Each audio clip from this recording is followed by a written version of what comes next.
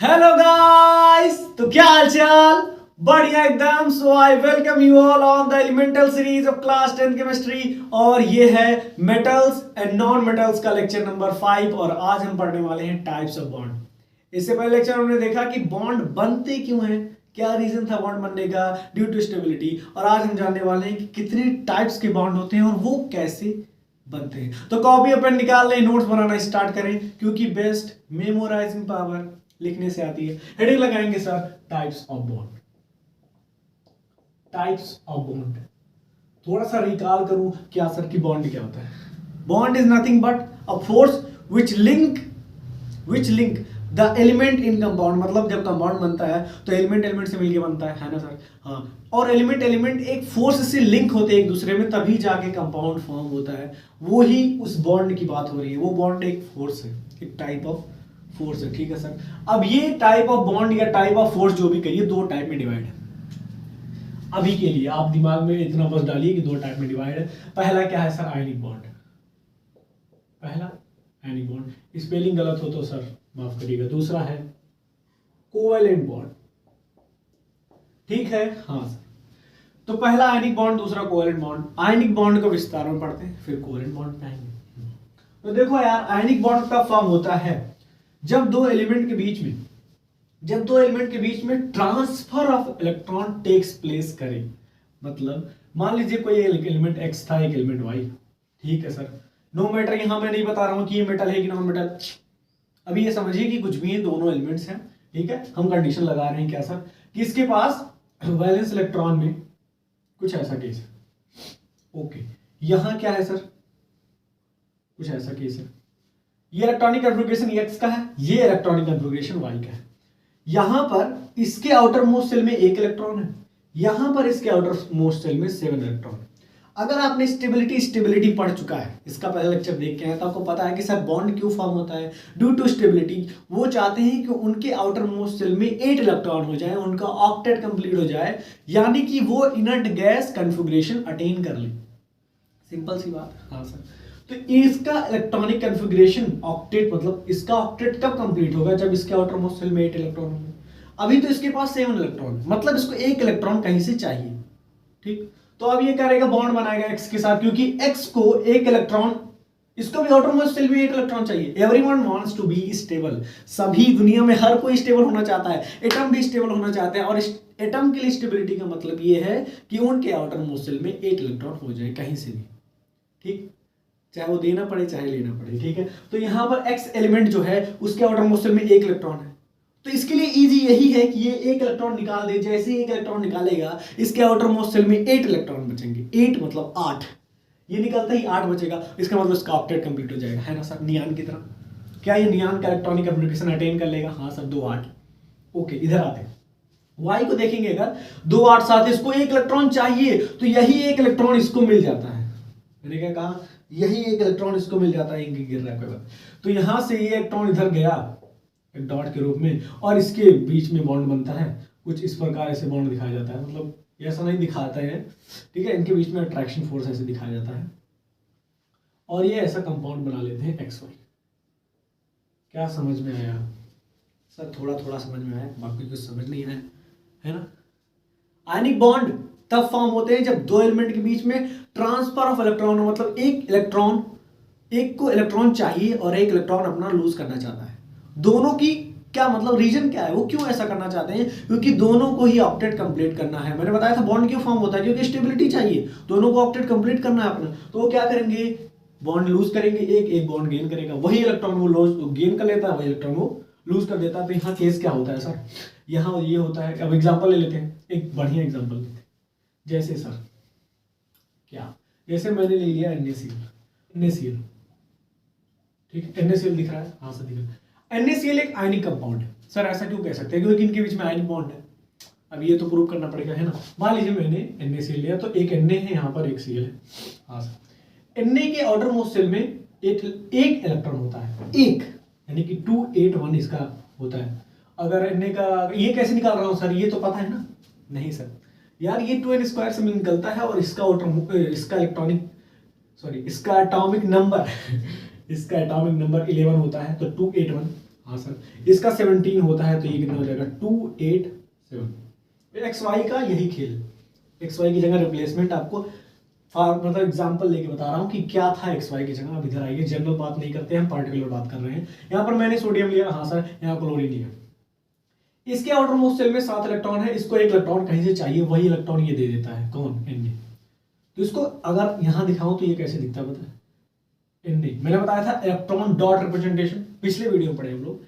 Electron dot representation मतलब कि उसके आउटर मोस्ट शेल में, किसी भी एलिमेंट के आउटर मोस्ट शेल में कितने इलेक्ट्रॉन हैं उसको एक डॉट से रिप्रेजेंट किया जाता है। वही हम रिप्रेजेंट करेंगे यहाँ पर कुछ इस प्रकार, ऐसा एक डॉट ही। क्यों? क्योंकि सर इसके आउटर मोस्ट शेल में एक इलेक्ट्रॉन है।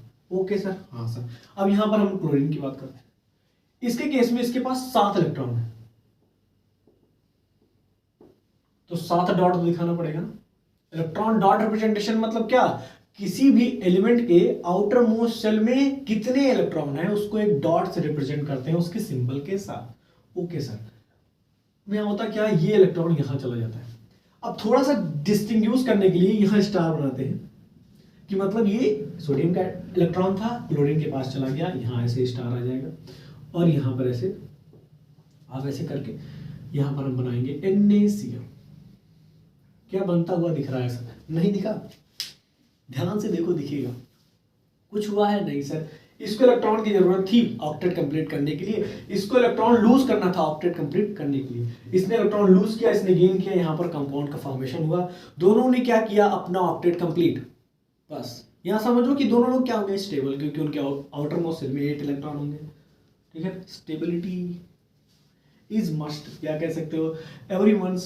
Everyone in this universe wants to be stable. सभी लोग स्टेबल होना चाहते हैं। आप भी, आप के लिए स्टेबिलिटी कुछ और है क्या? ऐसा सिलेक्शन हो जाए, है ना? या फिर 10th, अभी तो मेरे हिसाब से स्टेबिलिटी आप कहेंगे सर मैं स्टेबल हो जाऊंगा अगर मेरी 10th में 99% आ गया ऐसा केस है ना। ये स्टेबिलिटी का केस अभी आप लोग के लिए होना चाहिए, ठीक है। लेकिन उसके बाद स्टेबल नहीं होंगे आप, और भी 11th 12th है, फिर उसके बाद IIT नीट जो भी आप अटेंड करें। फिलहाल यहाँ पर बात करते हैं, मैंने कहा कि आयनिक बॉन्ड तब बनता है, एकदम ध्यान से सुनिएगा। आयनिक बॉन्ड तब बनता है जब दो element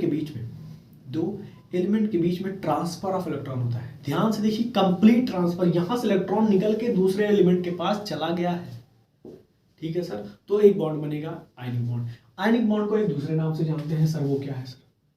electrovalent bond. Electrovalent bond, अगर मैं थोड़ा छोटा लिख रहा हूं, क्या ऐसा कुछ है क्या? इलेक्ट्रोवैलेंट बॉन्ड नहीं यार, इसको इलेक्ट्रोवैलेंट बॉन्ड बोलते हैं, ठीक है। अब देखो, बॉन्ड मैंने कहा एक फोर्स होता है ना, तो बॉन्ड को एक फोर्स से भी बोलते हैं, क्या? Electrostatic force of attraction repulsion बोल सकते हो, ठीक है। इनके बीच में इलेक्ट्रोस्टैटिक फोर्स ऑफ अट्रैक्शन या रिपल्शन होता है। आप चैप्टर में पढ़ेंगे कि जब दो चार्ज के बीच में एक फोर्स लगता है, उस फोर्स को electrostatic force of attraction repulsion बोलते हैं, ठीक है। ऐसा क्यों सर? जब वो चार्ज क्या होता है, एक टाइप के आयन, यहाँ भी चार्ज लिया है, देखो Na+Cl-। अगर ध्यान इसके बीच का प्रोसेस दिखाऊं तो यहाँ पर सबसे पहले Na+ का फॉर्मेशन होता है। जैसे मान लीजिए मैंने NaCl लिया था, है ना सर, तो यहाँ पर Na+ बना था क्योंकि एक इलेक्ट्रॉन लूज किया, यहाँ पर Cl- बना, तब जाके दोनों के बीच में क्या होता है? बॉन्ड फॉर्म होता है। Na+, ये न्यूट्रलाइज इसको कर देता है और ऐसे बन जाता है, पॉजिटिव निगेटिव को खींचता है। ये तो याद है ना sir, like charges ripple each other, unlike charges attract each other. तो वहाँ केस ऐसा है, तो यहाँ पर ऐसा केस देखेंगे नहीं, इसलिए इसको इलेक्ट्रोवैलेंट बॉन्ड बोला जाता है। और दोनों के बीच में ये फोर्स भी एक तरह का होता है, तो इलेक्ट्रोस्टैटिक फोर्स, ठीक है sir. Bond is nothing but a force. आगे चले, इससे रिलेटेड एक और, क्या सर? इससे रिलेटेड एक और बात, वो क्या कि एक आयनिक बॉन्ड तो हो गया ना, तो आयनिक कंपाउंड होते हैं सर, आयनिक कंपाउंड, ये पढ़े हैं सर? हाँ पढ़े हैं। आयनिक कंपाउंड नहीं पढ़े, मैं पढ़ा देता हूँ। देखो, जिन कंपाउंड के बीच में आयनिक बॉन्ड पाया जाता है, सिंपल सी बात है, एक जिन कंपाउंड के बीच में आयनिक बॉन्ड पाया जाता है वो आयनिक कंपाउंड होंगे। अब अगर मैं जनरल बोलूँ, एकदम ध्यान से सुनना, ये बात बहुत बड़ी बात है आपके लिए। जनरल बात ये है, आयनिक बॉन्ड एक मेटल और एक नॉन मेटल के बीच में ही फॉर्म होता है हमेशा। ऐसा क्यों केस है? ऐसा केस इसलिए सर कि यहाँ पर ट्रांसफर ऑफ इलेक्ट्रॉन होना चाहिए, ठीक है, तभी आयनिक बॉन्ड बनेगा। और ऐसा तभी पॉसिबल है जब एक को इलेक्ट्रॉन चाहिए हो और एक के पास इलेक्ट्रॉन ज़्यादा हो।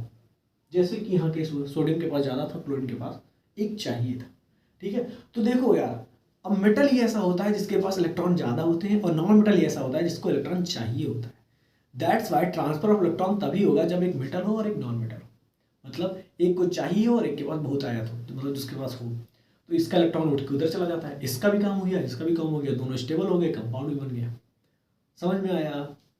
तो याद रखिए, आप सिंपल सा इसका डेफिनेशन में भी लिख देता हूँ, लिख दूँ।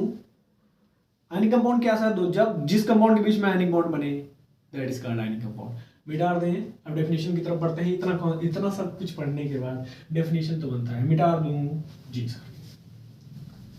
Okay nice. अब देखिए सर, इस डेफिनेशन को अपने बुक में आप देख सकते हैं, मतलब कभी कभी मिल जाता है और नहीं मिल रहा है तो कोई बात नहीं, लिख लीजिए। आयनिक बॉन्ड क्या है sir? Bond which is formed when transfer of electron takes place between a metal and a non-metal। देखो यहां पर मैं स्पेसिफिकली बोल दे रहा हूं कि एक मेटल है और एक नॉन मेटल है, बट यूजुअली यार जब तक एक मेटल एक नॉन मेटल नहीं होंगे तब तक आयनिक बॉन्ड की फॉर्मेशन नहीं होगी। मैंने रीजन बता दिया। ठीक, इसका दूसरा डेफिनेशन आप सिंपल ही लिख सकते हैं कि बस जो बॉन्ड फॉर्म मतलब बॉन्ड इज फॉर्म्ड बॉम्ब नहीं, bond is formed when transfer of electron takes place. Transfer of electron takes place between the elements, between the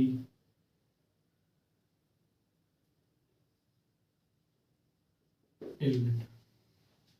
अब आपके दिमाग में आ रहा सर एलिमेंट होता है कि एटम होता है, क्या केस है? देखो यार, एलिमेंट है ना, उस एलिमेंट के सारे एटम ऐसे ही होंगे, तो एलिमेंट ग्रुप में बोल दे रहा हूं डायरेक्ट। मे भी अगर आपको गलत लग रहा हो, बट यही जानिए कि एलिमेंट से मेरे कहने का मतलब उस एटम से ही है। उस एलिमेंट के सारे एटम के पास यही केसेस बनते हैं। मैंने अगर सोडियम लिया था वहां पर, तो सोडियम का मैंने बोला था कि सोडियम के एलिमेंट के पास, सोडियम का एटम बोलूं, सोडियम के एलिमेंट बोलूं, वहां पर यही केस बन रहा है कि उसके आउटर मोस्ट शेल में एक इलेक्ट्रॉन ही है। और जो हमारे पास क्लोरीन लिए थे उसमें क्या था, 7 इलेक्ट्रॉन। तो एटम बोलो एलिमेंट बोलो यार, उसकी ये थोड़ी है कि मैंने एक एटम नहीं बोला तो उसके बाकी एटम क्या है, स्टेबल है, 7 इलेक्ट्रॉन नहीं 8 इलेक्ट्रॉन है। सारे क्लोरीन एटम के पास, अगर मैं क्लोरीन बोल रहा हूँ तो उस एलिमेंट में जितने एटम हैं सबके पास वही केसेस बनेंगे। ऐसा नहीं है कि एक एलिमेंट है तो उसके ढेर सारे एटम जो है वो अलग अलग है, ऐसा केस नहीं बनता है। आपके दिमाग में डाल लीजिए, ठीक है सर। आयनिक बॉन्ड समझ में आया? एक और फॉर्मेशन देख लेते हैं, सिंपल। एक हमने फॉर्मेशन देखा NaCl का, एक और फॉर्मेशन देखते हैं, पूरा क्लियर हो जाए। डेफिनेशन लिख चुके थे ना, मैंने भी डाल दिया। चलो भाई, MgCl2 यहाँ पर देखिए, आपको स्पेसिफिकली बता दें, जैसे ये मेटल है, ये एक नॉन मेटल है, देख रहे हैं यार। अगर मेटल नॉन मेटल नहीं होगा तो नहीं बनेगा आयनिक कंपाउंड, सिंपल सी बात। ठीक है, अब इसका फॉर्मेशन देख लेते हैं। मैंने लिखा यहाँ पर MgCl and Cl। ठीक है, ये आता है, ठीक है, बोर्ड में आ जाता है कि आप MgCl2 का फॉर्मेशन कीजिए by using Lewis dot structure. ठीक है, मतलब इसका स्ट्रक्चर बनाइए। लेविस डॉट स्ट्रक्चर क्या होता है सर? शो कीजिए कि कैसे हुआ ट्रांसफर और कैसे बना है MgCl2, उसका फॉर्मेशन कैसे हुआ। ठीक है, तो इलेक्ट्रॉन डॉट रिप्रेजेंटेशन की तरह सेम लेविस डॉट स्ट्रक्चर होता है, कुछ नहीं दिक्कत है इसमें। सबसे पहले आपको क्या करना है सर, ये पता है कि ये 12 होता है, ये 17, ये 17, ठीक है, इतना तो पता है। अब इसका आप इलेक्ट्रॉनिक कन्फिगरेशन निकालेंगे 282 282 287, तो पता है सर 287, हाँ सर पता है। अब क्या करना है, अब इसका इलेक्ट्रॉन डॉट रिप्रेजेंटेशन एक एक का लिखना है। इलेक्ट्रॉन डॉट रिप्रेजेंटेशन क्या था सर? नथिंग बट उसके आउटर मोस्ट शेल में जितने इलेक्ट्रॉन है उसको डॉट से रिप्रेजेंट करके यहाँ पुट करिए, तो उसको हम मिटा के पहले लिख देते हैं। ऐसा कुछ लिखना है हमें, कैसा सर? कैसा लिखना है? ऐसा, star star 1 2 1 2 1 1 2 1 2 1, 7 electron 7 electron, 2 electron इसके आउटर मोस्ट शेल में है, 2 8 2 है ना? हाँ सर। अब क्या होगा, सिंपल सा, यहाँ इलेक्ट्रॉन इसके पास जाएगा, ये वाला इलेक्ट्रॉन इसके पास जाएगा, और यहाँ के बीच में एक बॉन्ड फॉर्म होगा, दैट इज कोवेलेंट बॉन्ड, और यहाँ पर ऐसा कुछ सीन बनेगा। क्या समझ में आया क्या? ये फॉर्मेशन कैसे हुआ? कुछ नहीं हुआ यार, इसको एक इलेक्ट्रॉन चाहिए था, हाँ, इसको इलेक्ट्रॉन चाहिए था, हाँ, उसने एक इसको दिया, एक इसको दिया, सिंपल सी बात। और क्या हुआ सर, MgCl2 का फॉर्मेशन हुआ, Mg स्टेबल हुआ, Cl2 स्टेबल हुआ। देखो सब खेल स्टेबिलिटी का है, सबको स्टेबल होना है, उसके लिए वो कुछ भी कर रहे हैं, इलेक्ट्रॉन लूज कर रहे हैं, इलेक्ट्रॉन गेन कर रहे हैं, कुछ भी क्या मतलब दो ही काम कर रहे हैं भाई, या तो गेन कर रहे हैं या तो लूज कर रहे हैं। समझ में आया? इतना तो समझ में आ गया है अब तक, आयनिक कंपाउंड भी समझ में आ गया है। अब दूसरे बॉन्ड देखते हैं, दैट इज नथिंग बट हमारा कोवेलेंट बॉन्ड, वो भी है, ज्यादा नहीं है वो। हेडिंग लगाएंगे sir, covalent bond, covalent bond. अब इसमें क्या होता है यार, इसमें भी दो एलिमेंट्स होते हैं, बिल्कुल सर, दोनों एलिमेंट के बीच में क्या होता है, शेयरिंग ऑफ इलेक्ट्रॉन। ठीक है, अगर मैं सिंपल सा डेफिनेशन लिखूं तो bond is formed, bond is formed when sharing of electron takes place, sharing of electron takes place between two elements. ठीक, अब देखो इसमें जो दोनों एलिमेंट्स हैं वो दोनों ही क्या होते हैं sir, non metal. Non metal और नॉन मेटल के बीच में जो बॉन्ड फॉर्म होता है उसको बोलते हैं कोवेलेंट बॉन्ड। क्या इतना समझ में आया क्या? सर समझ तो आ गया बट कैसे कुछ फील नहीं आ रहा है। अब देखो यार, मैंने ये बताया ना कि जब ट्रांसफर ऑफ इलेक्ट्रॉन हो रहा होगा तो क्या होगा, आयनिक बॉन्ड बनेगा। तो वहां पर क्या केस था, एक मेटल एक नॉन मेटल होना चाहिए, होना क्या होगा, अगर नहीं होंगे तो आयनिक बॉन्ड नहीं बनेगा, क्यों, ट्रांसफर ऑफ इलेक्ट्रॉन चाहिए। यहां पर क्या होगा, शेयरिंग ऑफ इलेक्ट्रॉन चाहिए, मतलब यहां पर दोनों ही क्या है, नीडी है। वहां पर एक नीडी होता था और एक के पास ज्यादा होता था। ठीक, यहां पर क्या है, दोनों एलिमेंट हमारे नीडी है। नॉन मेटल क्या होता है, नीडी, इनको चाहिए इलेक्ट्रॉन, है ना सर, बिल्कुल। अब इनको इलेक्ट्रॉन चाहिए तो दोनों ही आपस में शेयरिंग करते हैं, भैया हमारा इलेक्ट्रॉन तुम एक रख लो, थोड़ा सा आप हमारा रख लेते हैं, मतलब वो इलेक्ट्रॉन ऐसे ऐसे ट्रांसफर होता है। मतलब शेयरिंग मतलब कि यहाँ है कभी कभी, यहाँ है कभी वहां है, यहाँ कंप्लीट ट्रांसफर नहीं होता है, शेयरिंग होता है। शेयरिंग का मतलब समझते हैं ना भैया यार, कभी लंच शेयर किए हैं आपस में, जब खाना खा, मतलब स्कूल, अभी तो आप स्कूल में ही है, तो जब लंच शेयरिंग होता है तो ऐसा थोड़ी किसी का लंच आप ले लेते हैं। हाँ होता है भाई कि किसी दोस्त का आप पूरा लंच ले लिए, बट वो बात अलग है। यहाँ केस होता था कि भाई थोड़े थोड़े सब में से आप ले रहे हैं, ठीक है, ऐसा केस यहाँ भी है कि शेयरिंग का मतलब क्या होता है, नॉट कंप्लीट, इट्स सम, मतलब पार्शियल होता है। ठीक है, तो जैसे अगर मैं एग्जांपल लूं तो यहाँ पर है क्लोरीन एंड क्लोरीन, दोनों ही नॉन मेटल होना चाहिए। हाँ सर, यहाँ पर कंपाउंड फॉर्मेशन होता है, जरूरी नहीं है कि कंपाउंड फॉर्मेशन हमेशा हो। यहाँ पर आप देख सकते हैं मॉलिक्यूल फॉर्म हो रहा है, एक एटम मिलके क्या, मॉलिक्यूल। कंफ्यूज नहीं होना है। देखो यार, ये अब कंफ्यूज हो जाए सर कि ये मॉलिक्यूल बन रहा है, वहां कंपाउंड बन रहा था, ये वो, ये सोचने वाली बात ही नहीं है। आपको क्या पढ़ रहे हैं, आप टाइप्स ऑफ बॉन्ड पढ़ रहे हैं, ठीक है, दोनों के बीच में बॉन्ड बना, हाँ सर कैसे बना, कौन सा बॉन्ड बना, उनके बीच में फोर्स कौन सा लग रहा है, और कंपाउंड कौन सा बन रहा है या मॉलिक्यूल कौन सा, सिंपल सी बात, यहाँ मॉलिक्यूल फॉर्म हो रहा है। हाँ सर, यहाँ पर क्लोरीन के पास 287, ठीक, यहाँ पर होगा 1 2 1 2, ऐसा नहीं, इसको मिटा देंगे। डायरेक्ट मैं अब बना रहा हूँ, डायरेक्ट क्या सर, इलेक्ट्रॉन डॉट रिप्रेजेंटेशन, ऐसे सर 1 2 1 2 1 2 1 2 1 2 1 2। अब ये क्या करता है सर, एक इलेक्ट्रॉन ऐसे लिए, ये इसका एक इलेक्ट्रॉन था ना, इसने शेयर कर लिया कि भैया हम ले लेते हैं, इसने क्या किया, ये इलेक्ट्रॉन शेयर कर लिया इसका, अब यही बॉन्ड ऐसे बन जाता है, और इन दोनों के बीच में एक एक इलेक्ट्रॉन का शेयरिंग हुआ, इसने एक इलेक्ट्रॉन दिया, इसने एक इलेक्ट्रॉन दिया, दोनों के बीच में एक सिंगल बॉन्ड का फॉर्मेशन होता है, और ऐसे लिखते हैं या फिर ऐसे, मॉलिक्यूल फॉर्मेशन हो गया। ये मत देखिए क्या बना है, अब ये देखिए बना कैसे, दोनों के बीच में शेयरिंग हुई है, किसकी, इलेक्ट्रॉन की, एक इलेक्ट्रॉन उसने दिया, एक इलेक्ट्रॉन उसने दिया, और क्या हो गया, शेयरिंग। क्या समझ में आएगा? हाँ सर इतना तो समझ में आ गया, समझ में आया। फिर से पढ़ लीजिए क्या होता है, कोवेलेंट बॉन्ड तभी फॉर्म होगा जब दोनों के बीच में शेयरिंग हो। यहां दोनों क्या है, नीडी है, याद रखिए, both elements here both are needy. भाई नीडी की स्पेलिंग यही होती है कि नहीं, मे बी मेरे से गलती हो सकती है। दोनों को ही क्या चाहिए, इलेक्ट्रॉन, दोनों को ही स्टेबल होना है। वहां क्या होता था, एक के पास इलेक्ट्रॉन ज्यादा होता था और एक को चाहिए, मतलब एक नीडी होता था। यहाँ पर दोनों ही नीडी है, तो दोनों क्या कहते हैं, भैया हम दोनों का कोई नहीं है, चलो हम आपस में एक दूसरे की मदद कर लेते हैं, तो एक दूसरे की मदद किए और बन गए, हालांकि दोनों सेम ही है।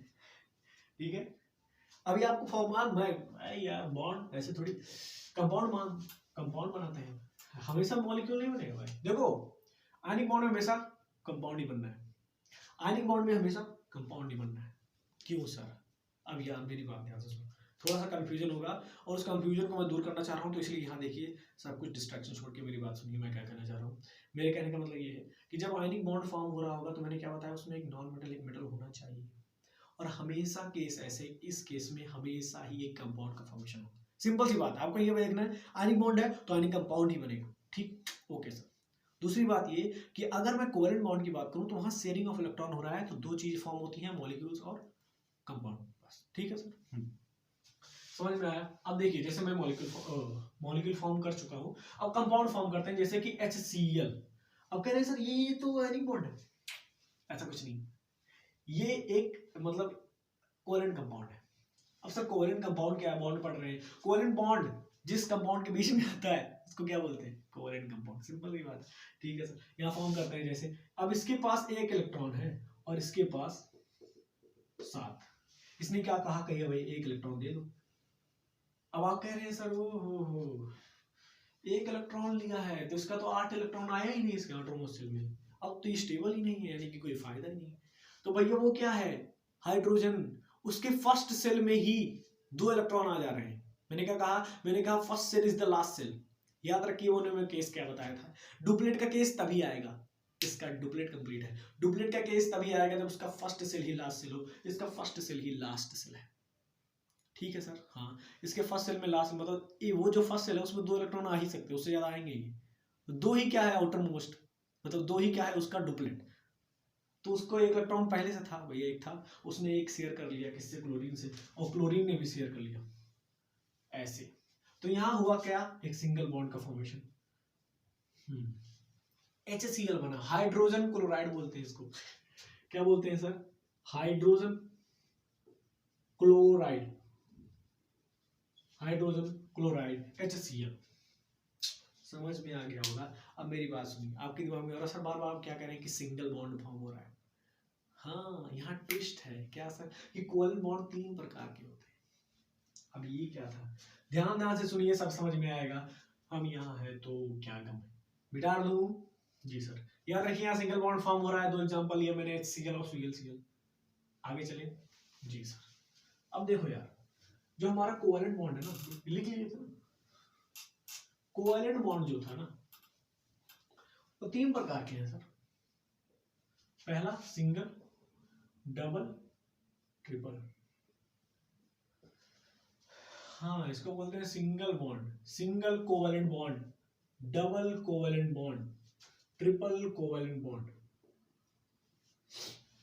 अच्छा अब ये देखो, यहाँ ये नहीं अब इसके टाइप हैं तो बहुत बड़ी चीज है ये, ऐसा कुछ नहीं है, सिंपल सी बात है सर। क्या, जब दोनों तरफ से एक एक इलेक्ट्रॉन का शेयरिंग हो रहा, when one electron, when sharing of, sorry, I'm really sorry, when sharing of one electron takes place,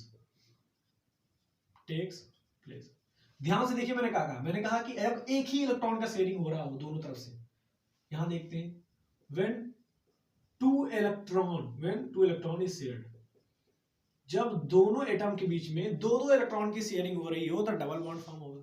example के तौर पे हम देखते हैं सर, यहाँ ये जैसे मैंने लिया एक ऑक्सीजन और एक ऑक्सीजन, इसका इलेक्ट्रॉनिक कन्फिगरेशन करेंगे सर, कितना होता है 2 6 यानी कि 1 2 1 2 1 2, इसके पास 1 2 1 2 1 2। ये याद रखिए, हमें आ जाना चाहिए, इलेक्ट्रॉन डॉट रिप्रेजेंटेशन बार बार कर रहा हूँ, आपको समझ में आना चाहिए कैसे बना। अब इसको 2 इलेक्ट्रॉन चाहिए, क्यों सर, ऑक्टेट कंप्लीट करने के लिए, स्टेबल होने के लिए।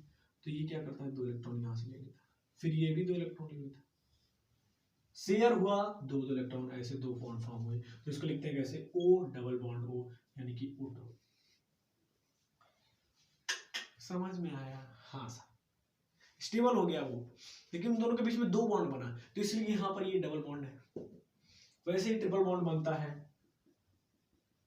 N के बीच में, 3 शेयरिंग हुई, ट्रिपल बॉन्ड बना N ट्रिपल बॉन्ड N। ये क्या है सर, ये क्या हुआ, यहाँ पर क्या हुआ, 3 इलेक्ट्रॉन की शेयरिंग हुई है। 3, नाइट्रोजन जो है ना, इसको 3 इलेक्ट्रॉन चाहिए अब, मतलब इसके आउटर मोस्ट शेल में कितना इलेक्ट्रॉन है, 5। कितने होता है सर इसको पता है, एटॉमिक नंबर पता है कि नहीं? अरे भाई साहब, आधे लोग को एटॉमिक नंबर याद नहीं है, फिर कहेंगे सर केमिस्ट्री बहुत हार्ड रख ली। यार जो कहा जा रहा है कम से कम उस पर तो ध्यान दो, फिर केमिस्ट्री जब फील आना शुरू होगा तो आपको पता चलेगा sir it is very easy. अभी तो कुछ नहीं है, मैं तो कह रहा हूँ भाई अभी कुछ नहीं है, डराने की बात नहीं है। देखो अभी कुछ नहीं है, इतना जान के चलो, कुछ भी नहीं है जो भी पढ़ रहे हो, तो अभी बहुत कुछ पढ़ना है यार। तो अभी जो पढ़ रहे हो उसको ध्यान से पढ़ो, उसमें करना क्या आपको, देखो एटॉमिक नंबर याद कर लो 30 तक। तो इसका 7 होता है, तो 2 5। सर कह रहे इतना तो याद ही था, इतना ज़्यादा लेक्चर दे दिया आप। मेरी बात सुनो, 2 5 ठीक है सर, यानी कि इसको 5 और 3 चाहिए ना, तो 3 का शेयरिंग हुआ तो 3 बॉन्ड बना। याद रखें, इससे अब एक इंफॉर्मेशन की बात आपके दिमाग में आनी चाहिए, और नहीं आ रही है तो मैं लिखवा रहा हूँ, लिख लीजिए। इंफॉर्मेटिव बात वो क्या सर, एक सिंगल बॉन्ड में 2 इलेक्ट्रॉन होते हैं, याद रखें। Single bond contain 2 electron. Same as अगर 3 की बात करें 2 3 6, 2 की बात करें 2 2 4, इतना तो कर लेंगे सर। हाँ, ये एक इंफॉर्मेटिव बात है, समझ में आया? आई होप कि आपको समझ आ रहा होगा। धीरे धीरे बढ़िए आगे। और वो क्या बोलते हैं, किसी ने क्या खूब कहा है कि अगर कुछ करना है, वो कहते हैं अगर जिंदगी में कुछ करना है तो निरंतर बढ़ते रहिए। डजेंट मैटर कि आप एक दिन में 12 घंटा पढ़ रहे हैं, 10 दिन पढ़ ही नहीं रहे। केस क्या है कि सर हमें दिन में अगर आपसे हो रहा है तो 3 ही घंटा पढ़िए, एक दिन में 4 ही घंटा पढ़िए, 2 ही घंटा पढ़िए, लेकिन हर दिन पढ़िए, ठीक है। मेरा एक कोट क्या है सर, क्या कि देखो वो बोलते हैं बी पॉजिटिव, मैं बोलता हूँ क्या, बी कंसिस्टेंट। इसका मतलब समझते हैं, मतलब कंटिन्यूस रहिए। अगर आप थोड़ा थोड़ा भी कर रहे हैं ना तो मतलब कर रहे हैं, लेकिन आप कुछ नहीं कर रहे हैं तो कभी कुछ होने वाला नहीं है, ठीक है।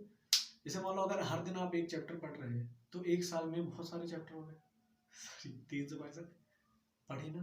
लेकिन अगर आप एक दिन में कुछ भी नहीं पढ़ रहे हैं, आप सोच रहे हैं एक साल बाद, वो भी कुछ भी नहीं होगा, तब भी आए, एक साल बाद हो जाएगा ना, टाइम भी बीत जाएगा और आप कहेंगे सर कुछ नहीं किया, ठीक है। तो ये बात जो टेंशन लेके है ना सर, मुझे इतना पढ़ना है, बस थोड़ा थोड़ा पढ़िए, करते रहिए। और इतना सिलेबस नहीं आएगा कि आप कंफ्यूज हो जाए, बहुत कम है, एकदम जेन्युइन जितना होना चाहिए। और एक मजेदार सा टॉपिक हम पढ़ रहे हैं, बढ़िया से पढ़िए यार। बढ़िया से कहने का मतलब क्या है, समझ रहे? ये नहीं, मतलब मेरे कहने का मतलब ये नहीं कि कंसंट्रेशन है, सीरियस रहे। सीरियस का मतलब ये नहीं कि परेशान रहे, मतलब ये है कि फोकस्ड रहें।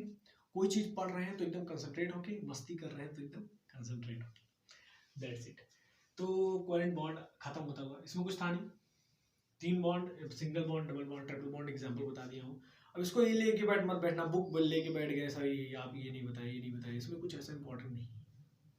चलिए आगे बढ़े। तो यार देखो हमने क्या पढ़ा, आयनिक बॉन्ड और कोवेलेंट बॉन्ड, ठीक है। अभी तक थोड़ा सा समराइज करिए, आंख बंद करके जो जो पढ़ाया गया उसको ध्यान में देखिए। यार मैं जो जो वर्ड बोल रहा था ना, उसको अगर आप ध्यान से सुने हैं तो आपको समझ आएगा कि बहुत इंपॉर्टेंट बात चल रही थी। हर एक चीज जो हर एक पॉइंट बोली गई है ना, कि दोनों में से एक नीडी था, दोनों ही नीडी थे, दोनों को इलेक्ट्रॉन चाहिए था, वहां पर एक इलेक्ट्रॉन को चाहिए था, एक एटम को इलेक्ट्रॉन चाहिए था। ये सब बातें आपके दिमाग में रहनी चाहिए, तभी पता चलेगा कहाँ आयनिक बॉन्ड बन रहा है, कहाँ पर कोवेलेंट बॉन्ड। ठीक, इतना सा समझ आ गया। अब एक थोड़ा सा ऐसे नोट पॉइंट अपने दिमाग में ऐसे मैं बता रहा हूँ, उसको छाप लीजिए। अगर किसी कंपाउंड को देख के आपको बताना है सर इसमें आयनिक बॉन्ड है कि कोवेलेंट बॉन्ड है, तो आपको दिमाग में क्या आना चाहिए कि अगर दोनों एक नॉन मेटल एक मेटल है तो हम क्या कहेंगे, आयनिक बॉन्ड। अगर दोनों ही नॉन मेटल है तो तुरंत कुछ नहीं सोचना है, उसके बाद बस कोवेलेंट बॉन्ड। समझ में आया जी सर? अब देखो, अब हम बात करने वाले हैं कि आयनिक कंपाउंड की क्या प्रॉपर्टीज होती हैं, आयनिक और कोवेलेंट कंपाउंड। तो पहले हेडिंग ला लेंगे properties of ionic bond, ionic compound, sorry sir, ionic compounds. ये क्या है सर? यार जिनके बीच में आयनिक बॉन्ड होता है, that compound are ionic compound, ठीक है। पहली प्रॉपर्टी क्या है, they are crystalline solids. Simple सी बात है, ये सॉलिड होते हैं। अब क्रिस्टलाइन क्या है, चीनी देखें, क्रिस्टल, शक्कर और सॉल्ट, ये सब क्रिस्टल होते हैं ना। एक उठा के देखिए क्यूब की तरह, वो होता है क्रिस्टल। ये नहीं समझ रहे सर क्रिस्टल मतलब क्या है सर, कुछ समझ नहीं। क्रिस्टल मतलब वही है, ठीक है, उनका शेप की बात हो रही है, स्ट्रक्चर की बात हो रही है, और दूसरा का ये सॉलिड होता है, जनरली नहीं हमेशा। दूसरी बात, दे have high melting and boiling point. मेरे हिसाब से स्पेलिंग गलत होती हुई, सही है, पता नहीं भाई, ठीक है, स्पेलिंग के मामले में बहुत कंफ्यूज जाता हूँ, ठीक है। दे have high melting and boiling point. तीसरा क्या है सर? अच्छा, इसका रीजन क्या है sir, high melting and boiling point? क्योंकि ये बहुत स्ट्रॉन्गेस्ट बॉन्ड होता है, वे सबसे स्ट्रॉन्गेस्ट बॉन्ड। इसी की वजह से दो मॉलिक्यूल्स के बीच में फोर्स ऑफ अट्रैक्शन बहुत ज्यादा होता है, जिसकी वजह से इनका मेल्टिंग एंड बॉइलिंग पॉइंट बहुत ज्यादा है, ठीक है सर। तीसरी प्रॉपर्टी क्या है? They are soluble in water. They are, usually बोल सकते हैं सोल्यूबल इन वाटर। इसका क्या मतलब है सर? अरे यार, पानी में घुलनशील, पानी में घुल जाते हैं, ठीक है, but अनसोल्यूबल in organic solvent. Organic solvent जैसे बेंजीन हो गया, इथर, पता नहीं, अल्कोहल, ये सब ऑर्गेनिक जो सॉल्वेंट है, इनमें इसमें वो नहीं घुलता है, अनसोल्यूबल होता है। इसको क्या बोलते हैं? अनसोल्यूबल, इनसोल्यूबल, इनसोल्यूबल होता है सर, हाँ, insoluble, insoluble in organic salt. थोड़ी बहुत गलती माफ कर दिएगा, है ना, क्योंकि इंग्लिश के टीचर है नहीं। चलिए चौथा देखते हैं। चौथा क्या है सर? ये तो मैंने बता दिया कि ये सॉल्यूट। चौथा क्या है सर? They conduct electricity. ये क्या बात हुई, और ऐसे कैसे सर? अब आपके दिमाग में क्या आ रहा है, ध्यान से देखिए, और भी कुछ लिखूंगा अभी। दे कंडक्ट इलेक्ट्रिसिटी, ऊपर वाला पॉइंट देखिए, मैंने कहा कि वेरी स्ट्रॉन्गेस्ट बॉन्ड, मतलब फोर्स ऑफ अट्रैक्शन बहुत ज्यादा, यानी कुछ फ्री नहीं है। इलेक्ट्रिसिटी कौन कंडक्ट कर रहा है? तो देखिए, they conduct electricity in मॉल्टन state. मॉल्टन का मतलब या तो मेल्टेड फॉर्म में हो, ठीक है, या तो लिक्विड फॉर्म में। जब लिक्विड फॉर्म में होंगे तब उनके पास फ्री आयन होंगे जो कि इलेक्ट्रिसिटी कंडक्ट करते हैं। याद रखें, जब वो सॉलिड होंगे तो कोई इलेक्ट्रिसिटी कंडक्ट नहीं करेंगे। Point to be noted. ये 4 पॉइंट्स आपके दिमाग में रखिए, यही आपके लिए यथार्थ सत्य है। फिर से रिवाइज करता हूँ, क्या है? They are crystalline solid, they have high melting and boiling point, they are usually soluble in water but insoluble in organic salt like alcohol, benzene, something like that. दूसरी बात क्या है सर? वो इलेक्ट्रिसिटी कंडक्ट करते हैं जब वो molten state में होते हैं, यानी कि अगर आप क्रिस्टाइन किसी आयनिक कंपाउंड को लेते हैं, उसको मेल्ट कर देते हैं, तो इलेक्ट्रिसिटी कंडक्ट करेगी। लेकिन अगर वो सॉलिड फॉर्म में है तो इलेक्ट्रिसिटी कंडक्ट नहीं करेगी। क्यों? या फिर कुछ है ही नहीं, कौन कंडक्ट इलेक्ट्रिसिटी कराएगा? या तो आयंस होने चाहिए या तो इलेक्ट्रॉन होनी चाहिए, ठीक है सर। हाँ, आगे चले। नेक्स्ट क्या है? अगर मैं यहां लिख देता हूं कोवेलेंट कंपाउंड, कुछ चेंज नहीं होगा, थोड़ा थोड़ा चेंज होगा। ये क्या है sir? Weak bond. Weak bond होते हैं, देखो मैं ये नहीं कह रहा हूं weakest bond, it is weak bond. Weakest bond क्या होता है? वंडर वाल फोर्स ऑफ अट्रैक्शन जो होता है वो वीकेस्ट बॉन्ड होता है, नॉन मेटल के बीच में लगता है, ठीक है। दे